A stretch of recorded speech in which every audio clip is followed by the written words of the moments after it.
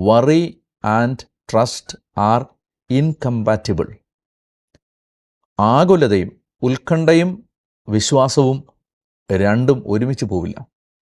നിങ്ങൾക്ക് ഉത്കണ്ഠയുണ്ടോ, നിങ്ങൾക്ക് വിശ്വാസമില്ല. നിങ്ങൾക്ക് വിശ്വാസമുണ്ടോ, നിങ്ങൾക്ക് ഉത്കണ്ഠയില്ല. മാനുഷികമായ പ്രയാസങ്ങൾ നമ്മളെ കുറച്ചു നേരത്തേക്ക് അലട്ടില്ല എന്നല്ല ഞാൻ പറയുന്നത്. ഒരു പരിധിക്കപ്പുറത്ത് ഒരു മാനുഷിക ദുഃഖവും നിങ്ങളെ കീഴടക്കില്ല, ഒബ്സസ് ചെയ്യില്ല. കാരണം അപ്പോഴേക്കും ഒരു സ്വർഗീയ പ്രത്യാശ നിങ്ങളിലേക്ക് വരും. അതുകൊണ്ടാണ് റോമർ 5 പറയുന്നത്, റോമർ 5:5, പ്രത്യാശ നമ്മെ നിരാശരാക്കുന്നില്ല. നമുക്ക് നിരാശ വരികയില്ല. എന്തുകൊണ്ട്? പ്രത്യാശയുള്ളതുകൊണ്ട്. ആ പ്രത്യാശ ഈ ഭൂമിയെ സംബന്ധിക്കുന്നതല്ല.